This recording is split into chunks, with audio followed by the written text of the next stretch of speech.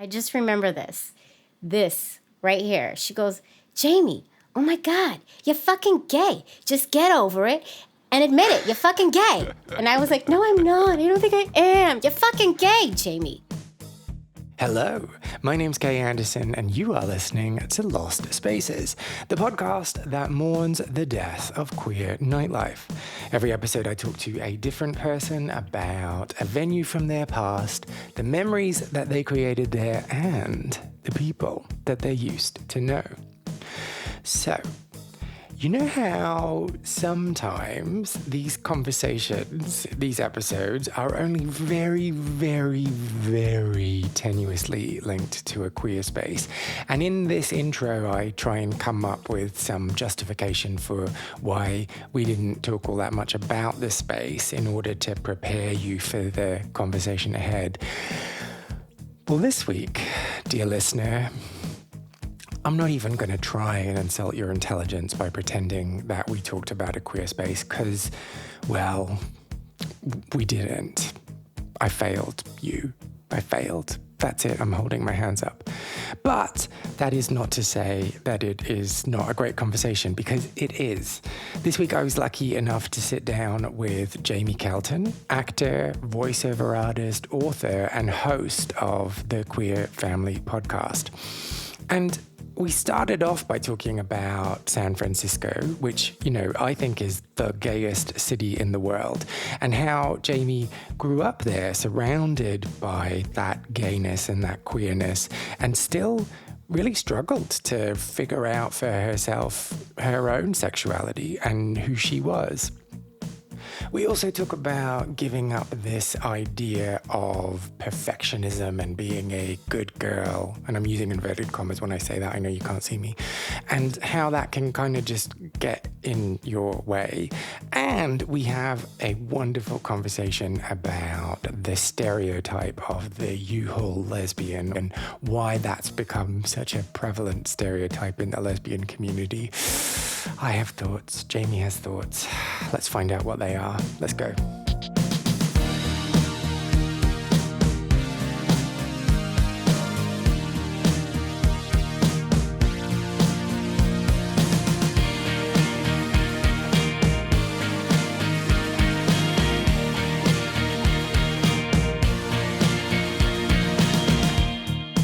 What I want to know is, how can someone grow up in that queer mecca known as San Francisco, surrounded by queerness and tolerance and stuff and bits and pieces, and not then recognize your own queerness? That's a good question.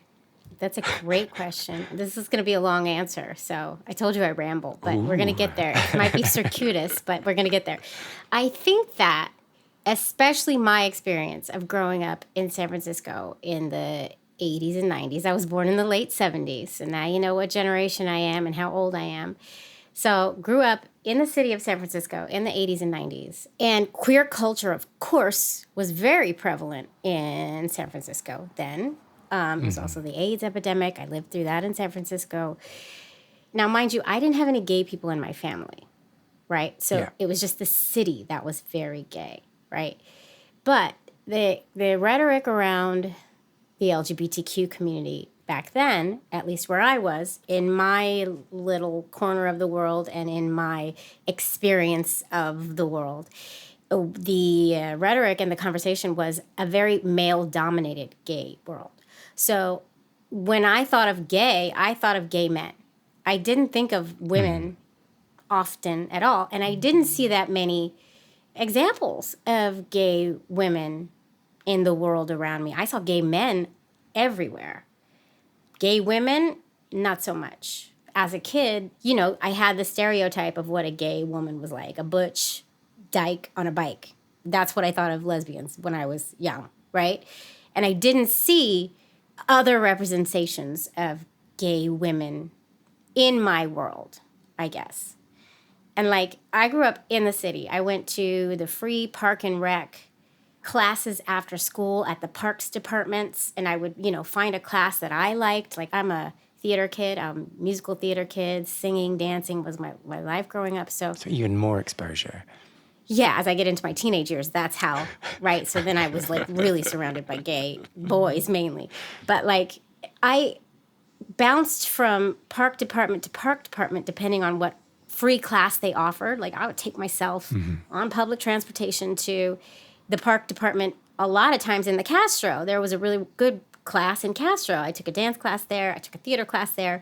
So the park in the Castro district was where me and my friends would hop on the public bus, get off at Castro Street and walk down the main strip of Castro Street to get to the park around the corner. And like there were gay men everywhere. And my radar just wasn't like out looking for women. I only thought of men.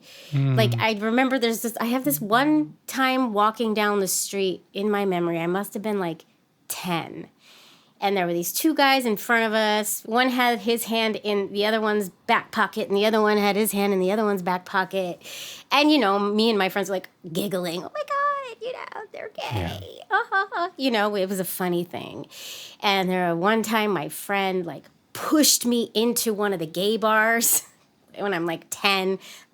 I'm 10 years old. Wow. Okay. As a joke, like, pushed me really hard, so I, like, fell into the gay bar, and it was like, ha ha ha, Jaimie fell in the gay bar, so like it was there, it was everywhere. And you've got a really good answer to the question, how old were you when you went to your first gay bar? Well, there it is. Yeah. Well, no, actually younger, because okay, so here's the other thing.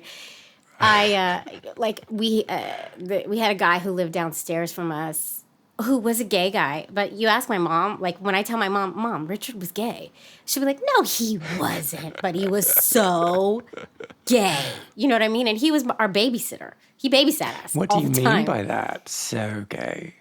Stereotypically a gay guy. I know, that's terrible to say. Sorry to set you up like that.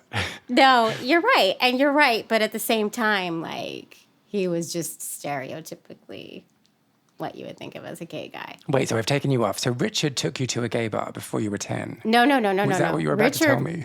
No, Richard was our babysitter. But there was this gay bar in I grew up in Bernal Heights, which is kind of like an offset of the Mission District in San Francisco, which is also very close to the Castro District. They're all very close. Uh-huh. So I grew up in Bernal Heights, and there is this famous lesbian bar in Bernal Heights that's been there since before I was born. It's still there. My mother still lives in this house, too. It's still there. It's called Wild Side West, and it's a lesbian bar. It's owned by lesbians.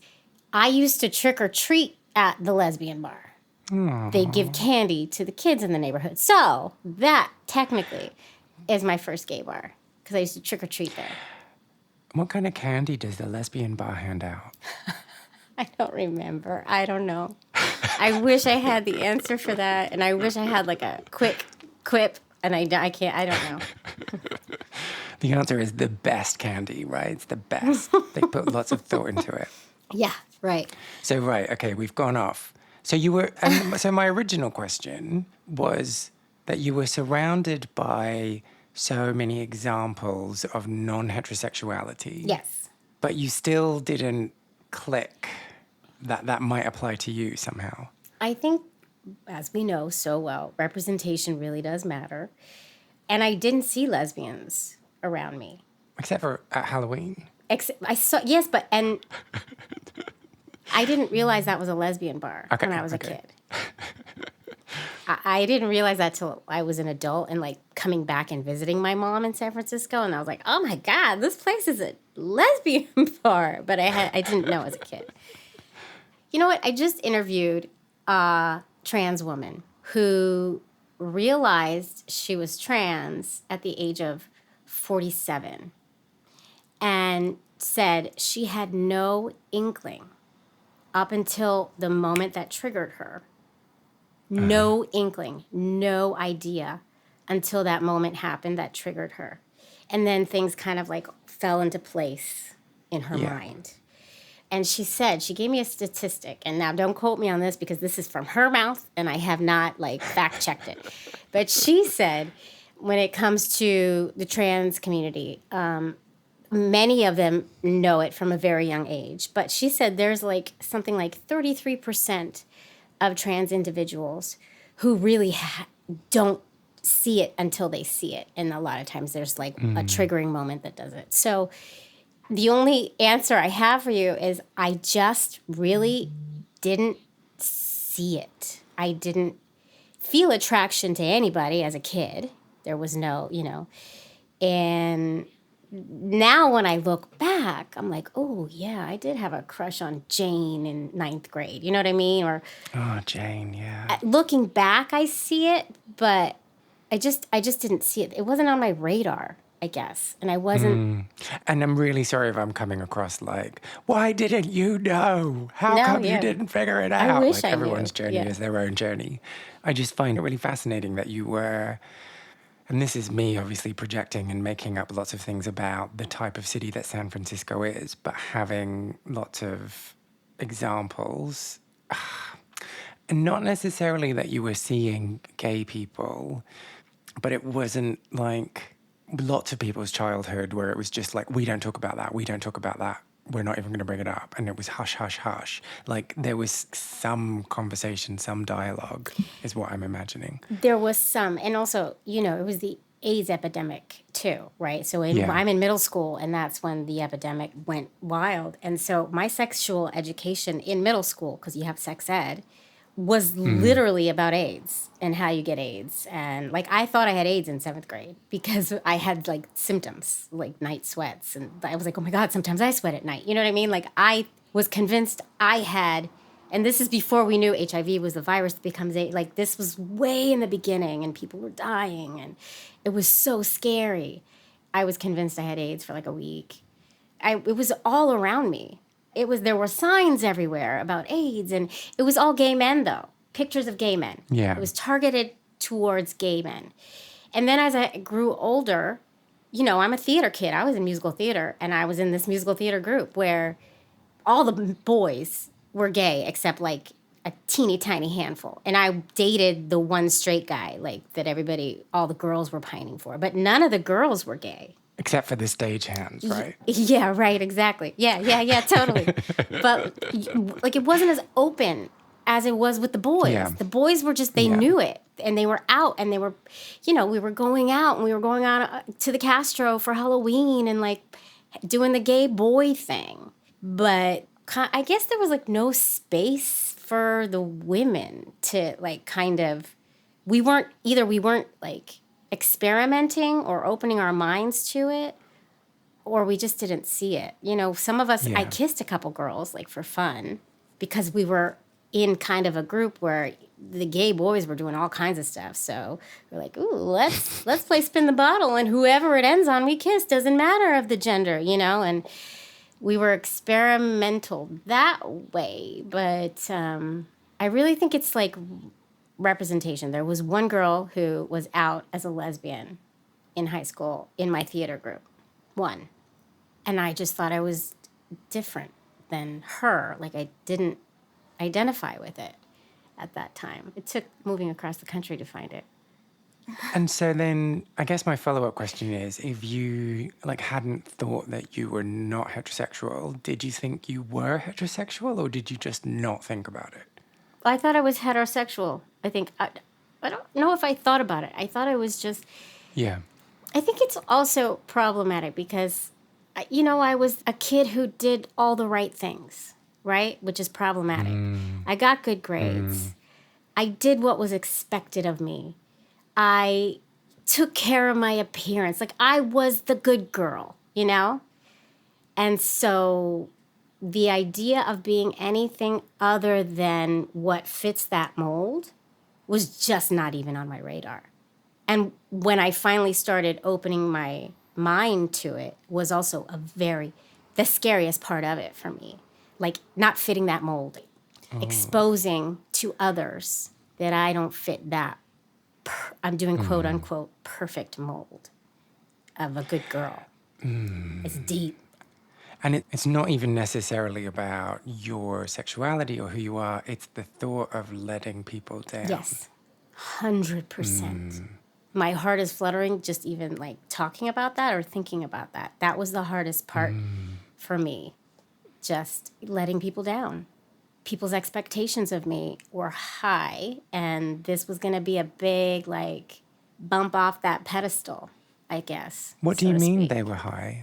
I guess, like, in my mind's eye, like, I guess I was just kind of following the path of, and I keep saying good girl, and I don't know, like, another term to say it, just what a good cisgendered straight girl does.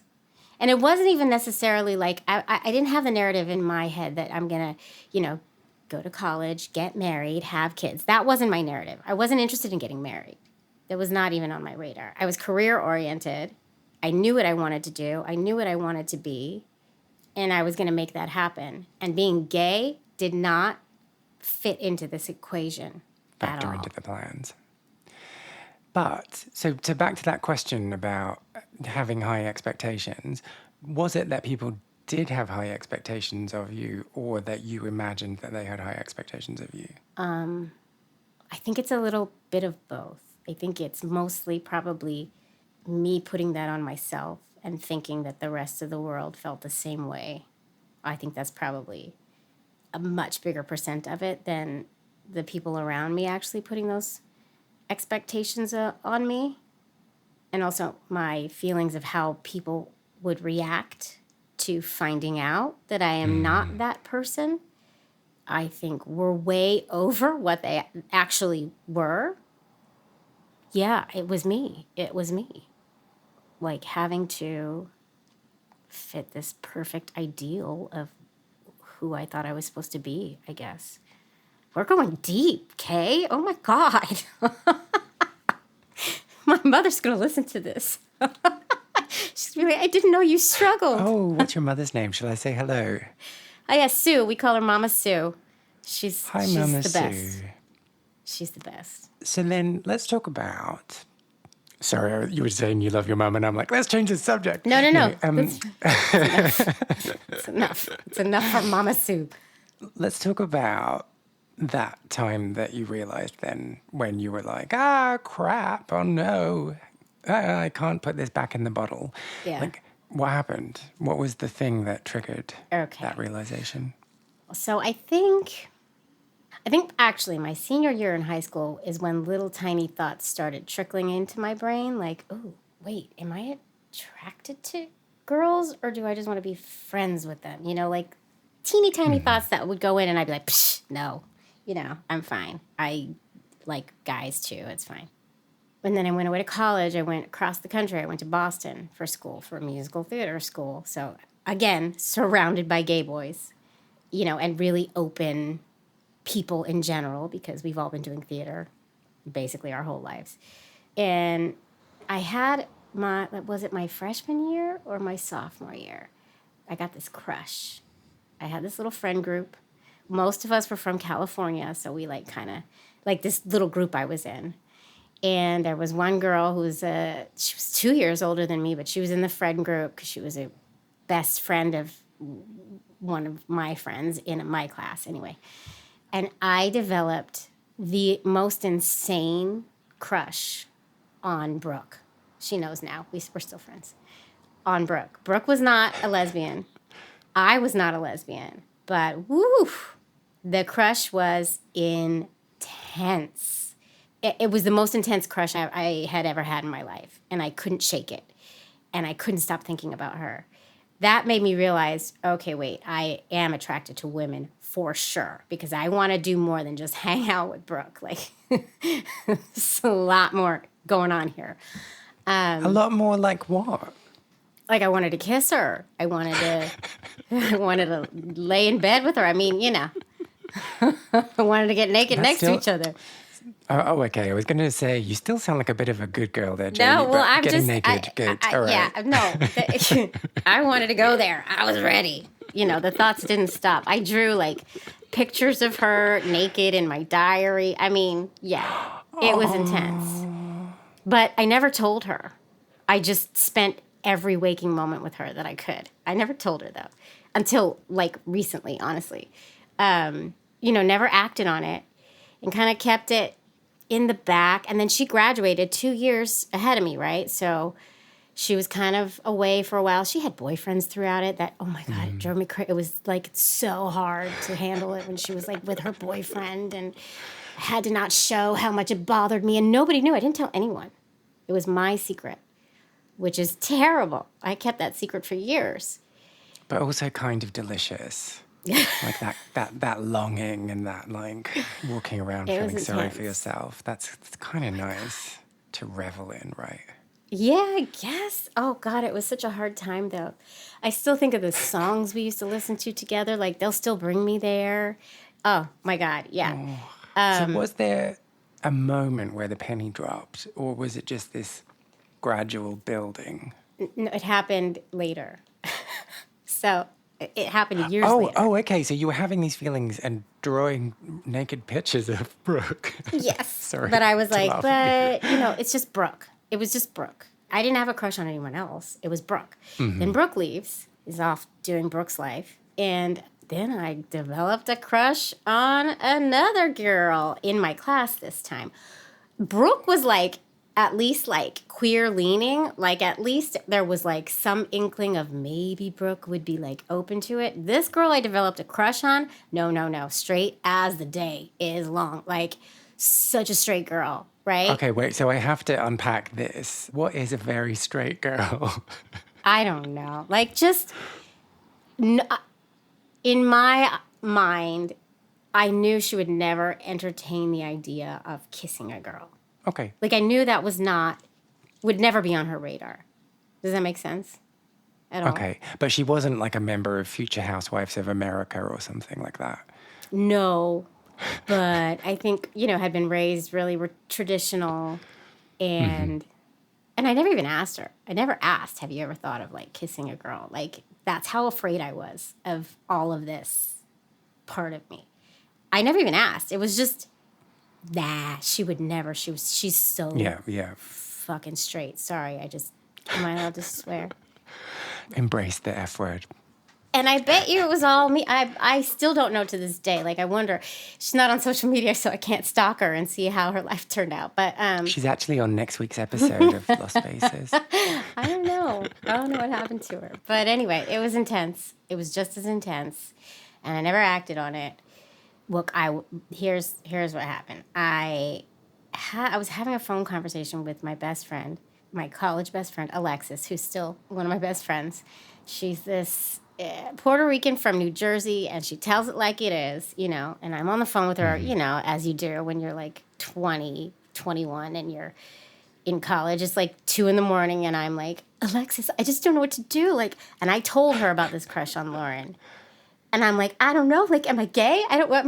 And Alexis, I just remember this right here. She goes, Jaimie, oh my God, you're fucking gay. Just get over it and admit it. You're fucking gay. And I was like, no, I'm not. I don't think I am. You're fucking gay, Jaimie.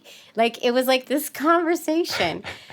And she was like, what's the big deal? You're fucking gay. So what? And I remember just, no, I don't know. Okay, you think? You really think? Oh my God, and so there was that conversation that helped to plant the seed. And then there was one day I'm walking down the street in Boston. I was walking down Westland Avenue, and I just had this thought. Some voice popped in my head that said, I'm gay. I'm a lesbian. I am a lesbian. And when whatever that voice was inside my head said that, I felt a weight lift. I felt lighter. And I felt kind of like this feeling of relief wash over me. And it was a split second.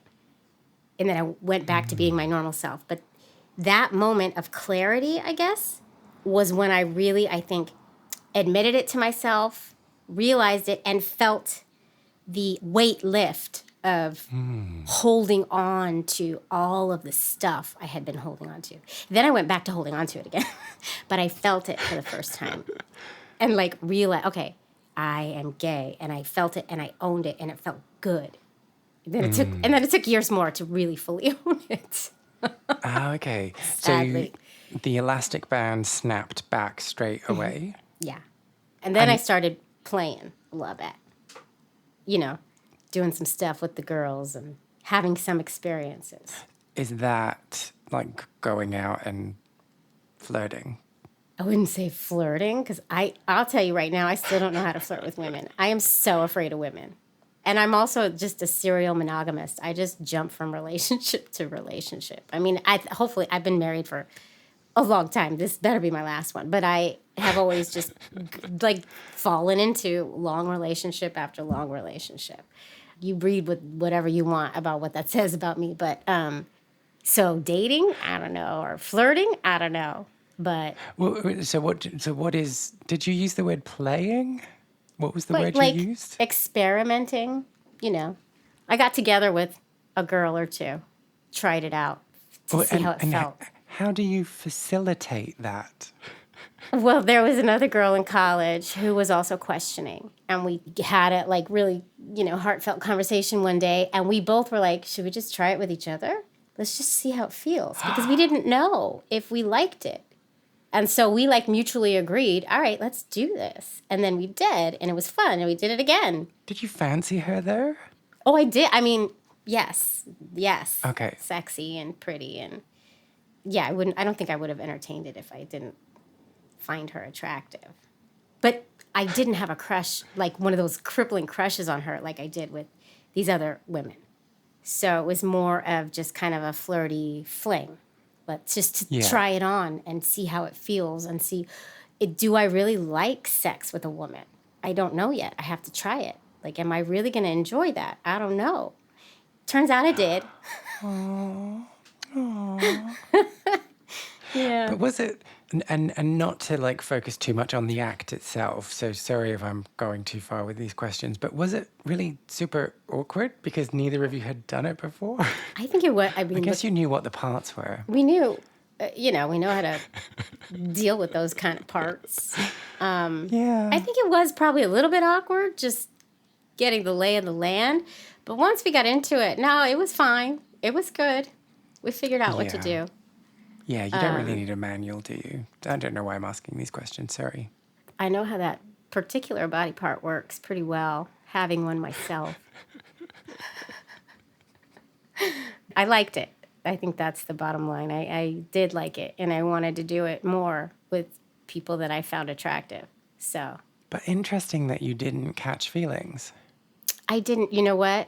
I feel kind of bad about this. I ended up freaking out a little bit about it. And there was a moment, we graduated college, and she went her way, I went my way. It was never supposed to be more than just experimenting with each other, trying it out. And then I went to visit her. She was in Canada, and I went to visit her randomly. And she wanted to have a night together, And I said, no, I can't do this. I'm not gay. I'm not doing this. Because I think I was still confused. And I feel so bad about that to this day, because I think I hurt her, and I feel bad. And the truth is I was gay. I just still hadn't really figured it out yet. And I think also I didn't have a crush on her. I was attracted to her, but I didn't want to be with her, so I feel bad about that. And so, like, what was the time period then between that moment in Boston going like, yeah, and then actually be more open? So that moment of epiphany that I had, that was my senior year in college, towards the end of it. Graduated, moved to New York City, and was in my very first show. Got my first professional gig, and it was a tour. And so I guess it was like 8 months later, right? So it was a good amount of time. And in that time is when I visited with that friend that I had experimented with and said, I'm not gay, I don't want to do this. Like, all of that happened during this little interim. And I went away on tour, and it was a bus and truck tour. So basically we drove the trucks. So there was a passenger van and there was a set van. And the stage manager drove the set van, and there was one other seat in the set van. And I kind of just got,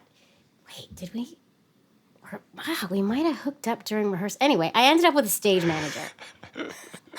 And I don't remember if we hooked up for the first time. And I flirted for the first time. I knew she was gay. She was out. And I was like, I'm going to be with this person. I'm going to get together with this person. She was hot. I liked her. Flirted.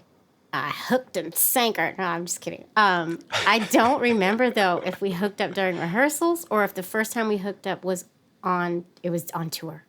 It was on tour. So I ended up in the passenger seat of the set van for the first leg of the drive. Ani DeFranco starts playing. I didn't really know Ani up to this point. Fall in love with Ani, and me and Sarah traveled the country in that van, listening to Ani DeFranco. Secretly, we were roommates at the hotels, and we were hooking up, and it was secret. I wouldn't let her tell anyone else. I made her keep it a secret for the entire tour, which was like 6 months. And do you think she managed that? Or did everyone know? No, she didn't tell anyone. We stayed together for 7 years. After the tour, we moved in together, and then we were out. But it took me a while. I came out to my parents by saying I have a girlfriend. So I had been with Sarah for like 6 or 8 months already. And then the tour was over and we were going to move in together. It was a done deal. And that's when I decided, okay, well, shit, that I'm gay. And I have to tell people. And this is what it is. So I like eased in. Like I feel like I touched my toe real slowly into this gay water. And also then the story was, I mean, it's just Sarah. I'm just really attracted to Sarah. Like, I think I'm bi, you know? But so how long throughout your relationship with Sarah were you like, oh, I'm just bi, it's just Sarah? Years. We were together 7 years, and probably the last 2 or 3 years was when I was like, all right, no, I like women more than men. That's for sure. So I am definitely a lesbian. I am gay. It took a while, though. Like, to the point where Sarah thought, you know, that I might date men after we broke up. Ooh. I know. And what was the response from your parents? Shock. They were shocked. My mother was shocked. It turned out wonderful. I'm so lucky, honestly. I know how terrible these things can go, and in that respect, I am extremely lucky with the way it turned out. But I was shocked that it didn't turn out easier than it did. I thought my parents would, because of where I grew up, because of the people we were surrounded by, because of the theater and all the gay boys I surrounded them with. Yeah. I thought it would just be oh, okay. You know, it wasn't, though. It was oh, I had no idea. I never thought you were thinking of this. And it was very awkward, and it was my mother took some time to come around to it. And my mother and I are very close and always have been. So that was kind of heartbreaking. And took some time, I mean, like, it took her like 3 days.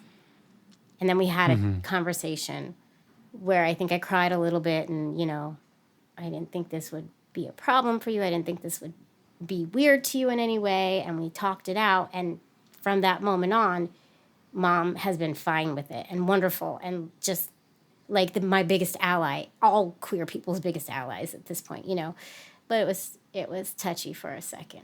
And that's why I say I'm really lucky. Yeah. And my dad was like, well, you know, women, you know, they experiment a lot. Everybody thought it was a phase at first. Oh, and I can never tell if that makes it easier or more difficult. I don't even know. Like, I also never fully came out to everyone. I kind of let my mother tell the family. Coward. And my friends, you know, like my high school friends. And once again, I want to bring it back to the fact that, like, gay and male was totally acceptable. Lesbians, nobody was a lesbian, really. Now I know more lesbians from growing up. Like, now I know. But even then, when we're in our 20s, we weren't coming out as lesbians. And so I was so afraid to tell my high school friends, because I didn't want them to think like I had a crush on them in high school, and I slept over their houses all the time. I was so afraid, and I never actually said I'm gay. I don't think to any of them. I just brought my girlfriend around. I was like, this is my girlfriend. You know, I never said the words, I'm gay. Well, I think that's neat. I think it's neater. Is it? Like, if you've got any questions, bring it up with me. Otherwise, we're moving on. Okay. Well, I feel like it was cowardly, but I like that you said that. That's nice. I was afraid. Well, yeah, but there's this thing, isn't it? Like, if you think that it shouldn't be a big deal, which I'm assuming you do, so I'm sorry to make that assumption of you. But if you think it shouldn't be a big deal, then don't treat it like a big deal. Right. I mean, there are some caveats to that, obviously, but... Yeah, and that's a good argument and a good point you're making, and I think that's kind of what I did. I just pretended it was nothing. Well, and on the inside, I was like a wreck over maybe losing friends. Yeah. There was one friend from high school I told, oh, I have a girlfriend, blah, blah, blah, and she never spoke to me again after I told her that. So I did lose one friend. Yeah, and in hindsight, you can be like, well, actually, that was a really good thing because I don't want to be friends with someone who's queerphobic, homophobic, whatever. Yeah. But I guess at the time, that's a terrible thing to go through. Yeah. Yeah, she never spoke to me again. I don't know what happened to her. I tried to, and I texted her many times. Never heard back. She washed her life of me. That's so gross. Probably because she's gay. I bet she's so gay. I also think now everybody's a little bit gay. That's now my new thing. So I've done a complete 180 here. 360, whatever it is. What, so if people have a problem, you think it's because they're gay? I mean, no. Sometimes, but no. I just joke that I think everybody has a little bit of gay in them and they just haven't found it yet. The world would be a lot better place if we all just recognized our gay. Yeah, but then, like, I'd have to have a little bit of straight in me, wouldn't I? I never thought of it that way. No. So you're right. There is the spectrum, and some of us are on the very edges of either end. You're right. I agree. But I think most of us are kind of closer to the middle than we like to admit. Not most of us. Some of us. I don't know. It's just my thing I like to joke about. I don't even know. So I wanted to talk about stereotypes about lesbians. So sorry to take it there. Let's do it. So you've said to me that you are a serial monogamist, and you moved in with Sarah after 6 months on tour and just moved straight in. So I want to talk about the concept of a U-Haul lesbian, which is the term used to describe lesbian couples who shack up quite quickly. Are you familiar with this term? Oh my God, of course I am. Yes, and I do believe stereotypes exist for a reason. Not that they should be used and not that they should, we should throw them around as fact and all the things, right? But U-hauling is real. And I am the example of it. And I joke all the time on my show, all the time about, so many lesbian couples I've interviewed have U-hauled it. And we have a running joke with the U-haul thing. I U-hauled every lesbian relationship I've been in. So before I ask follow-up questions, totally agree with you. Stereotypes exist for a reason, but they're not hard and fast rules. We shouldn't use them to apply them to people or groups of people.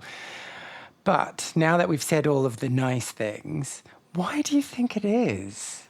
Why do you think it is that this happens? I don't know. I like intimacy, and I can only speak from my experience. So for me, with the two lesbians I U-hauled with, two. There's only been two. Once I knew I liked them, I knew I wanted to be with them all the time. There was no question as to who I wanted to spend my time with. And so I guess it's like, well, why not just go all the way with it? Let's do it. I know I don't want to be with anyone else. I don't want to be near anyone else. Like, I really just want to spend all my time with you. And I don't know if that's a female thing, but it's just this level of intimacy that I personally reach really quickly with certain people I'm attracted to. Sarah and I were quick. And then Anne, my wife, I was in love with her after one night. I know, that sounds so disgusting. So it's just like when you know, you know. I guess. It's so disgusting. I'm so disgusted I even said that out loud. Everybody's like, ew, she's disgusting. But I don't know. Like, I was like obsessed and in love with her. It was supposed to be a one-night stand. Like I said, I jumped from one long relationship to the next. Anne was supposed to be my one-night stand. I was supposed to, like, play the field a little bit because I'd just been in this long relationship. And we had this long, passionate, amazing night. And the next day I was like, well, that's it. Well, better cancel my lease. Yeah. I was in it to win it. That was it. I knew I wanted to be with her. That was it. Wow. I fell in love. And at what point did you adopt cats? cats? I'm a dog lesbian. We never did the cat thing. I've heard of them. Oh, okay, yeah. And we got our first dog, Anne and I, before we had kids. So how long? It took a while because I met Anne when I was 30. And then Anne and I were together 3 years before we got Roxy. Oh, okay. Oh, yeah, So we took time. And then we had our kid the next year, and then all the SHIT hits the fan once that happens. You're allowed to say shit, by the way. Okay. I don't know. I don't want to upset your listeners. I have a potty mouth. You're going to upset them by making them spell. Okay, so there was something else I wanted. Oh, okay. The other thing I wanted to ask you about coming out and shedding the perception that you had of yourself and forcing others to potentially shed the perception they had of you is, have you stopped being a people pleaser? No. I think that's like one of my Achilles heels. I aim to please. Yeah. No, I'm still definitely a people pleaser, but I work really hard also on learning to appreciate and cultivate the differences in me, if that makes sense. Unpack that. Learning to embrace the lesbian side of me, the part of me that's different. And there's a lot of things that are different about me, but I don't even know how to, like, for instance, I had the hardest time saying the word lesbian for a very long time. I would say I'm gay. I would not say lesbian because it felt like a gross, icky, yucky word. And I forced myself to learn to love that word and use it all the time and in front of my children constantly. Lesbian is a part of the conversation because I didn't want that stigma for them around it or for me anymore. Like, that's who I am, embrace it, and be done with it. Do you know specifically what about that word you didn't like? I think it brings up connotations of what I thought of lesbians as a child. Lesbians were gross as a kid. I knew what they were because I was surrounded by queer culture. My brother's best friend was very open. His mother was a very open woman and was a single mom, and for a while had a lesbian girlfriend that we would talk about. And I must have been like 6 or 7 about Tevia's mom's lesbian girlfriend. And I guess she's living a lesbian life now, joke. But the way we talked about it was kind of like, ew, that's so gross. What did they, like, ew, they like lick each other's pussies? Sorry. Yeah. Like, the connotation of the word lesbian to me was this, ew. And I had to shed that. I had to let go of that and see it for the beautiful thing that it is. And so you didn't have that response to gay woman or gay? It didn't feel as gross to say gay as it felt to say lesbian. When I was little, the word lesbian was always used in a negative way. Oh, they're lesbians. Ew. Mm-hmm. Whereas gay wasn't used in a gross way because I had so many gay boyfriends. And we were embracing that word. And they were embracing their identities. But lesbians, I don't know. It's weird. That's really interesting. So wait, what were we talking about? We were talking about you embracing the different sides of you, right? Or the differences learning to love in them. me. Yeah, so embracing the word lesbian was one of those, an example of that. But now as a mom, too, I don't want my kids to have that ideal of who they need to be. And so I try to constantly, in our house, have the narrative of, weird is good. The weirder you are is better. Embrace weird, embrace different. And, like, I don't want my kids to feel not perfect because they are, whoever they are, however they are.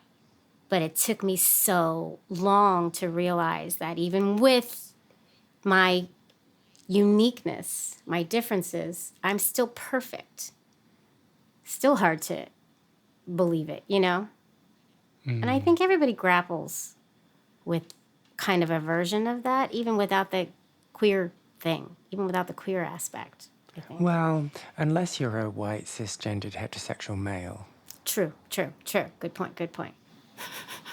So we didn't really talk that much about bars or your experience in any queer spaces specifically. But we did talk a bit about being exposed to the Castro and having that knowledge about, it's going to sound really weird, knowledge about gay people whilst you were growing up. How do you think having access to that shaped who you are? That's hard to answer because I can't imagine what I would have been like had I not grown up with that, right? I'm not even sure. I like to think of myself as an open-minded, inclusive individual, but I don't know if it would have been different had I not been raised around queerness. Okay, so let me ask it in a different way then. When you were wrestling with your own sexuality and your own identity, how did knowing that you'd had those experiences inform your decisions and your thought process? Well, I guess I knew there was community. I knew I would not be alone if I decided to admit to myself who my true, authentic self was. I knew that I would still have people. I knew that. I knew my gay male friends wouldn't give a shit. Oh, okay. I knew that. It wasn't like a death sentence to me. It wasn't like, I feel like, and I don't know, you tell me, like, I feel like for many who don't have the representation growing up, coming out is like they have to cut off their lives and venture out into this new world that's unknown. The world to me was not unknown. I knew it, and I knew that you could have a full and very rich life being an out queer person. So in that aspect, that's not what I was afraid of. I wasn't afraid of losing anything except my perfection. Losing friends, wasn't afraid of that. Losing family, wasn't afraid of that. Oh, interesting. I guess. So, yeah. What does losing perfection mean? Because I think I'd interpreted it as people that knew you having a different view of you. Well, there is that. I did have that, like with my straight high school friends. I was worried of them seeing me in a different light, yes. But I knew there were other people out there, I guess, that I could fill the void with, I guess is what I'm trying to say. I wasn't afraid of losing community. I knew I would always have community. And I also knew the community well, and I knew I loved the queer community. But yeah, I guess it's just this understanding of perfectionism and who perfectionism is for, whether it's for you or whether it's you controlling. Oh, I didn't say that word. I did say that word. I'm going to own it. Yeah. You controlling other people's idea of you. I think it's both. And I think it's a lot of me controlling other people's idea of me. Yeah, I don't know. It's really not very kind to ourselves, is it? No. Perfectionism is screwed up, man. It's terrible. And I want to go back to what you said before because it resonated with me in that, and I'm not going to say it in the way that you said it because I can't remember the exact words that you strung together, but in all of my sloppy, messy, weird grossness, I am perfect. And so are you. Oh, that's so cheesy. Sorry. Yeah, no, yes, right? You are. I am. My kids are. My wife is. And does that mean by extension Donald Trump is? Oh, God, no. Absolutely, he does not. Do you have any memories of queer spaces from your past that you want to share? Well, if you do, I would love to hear all about it, so why not get in touch? I want to create the biggest online record of people's memories and stories of queer clubbing, but I cannot do it alone. Go to lostspacespodcast.com, find the section Share a Lost Space, and then tell me all about what it is you got up to. I'd love to hear from you. But if that's a bit of a step too far and you just want to have a conversation about today's episode or about life in general, why not go to my Facebook or my Instagram at Lost Spaces Pod and reach out. Let's have a chat. Find out more about Jaimie by listening to the Queer Family Podcast, wherever it is you stream podcasts, by visiting her website, thequeerfamilypodcast.com, or following her show on Facebook at Ovaries Talk, or Instagram and TikTok, where it is at the Queer Family Podcast. That's a lot of information. If that was too fast, go to the show notes of this episode where you can find all of this information neatly packaged up. If you enjoyed this episode, I would really appreciate if you took the time to subscribe, leave a review on your podcast platform, or just tell other people who you think might be interested in giving it a little listen too. My name's Kay Anderson, and you have been listening to Lost Spaces.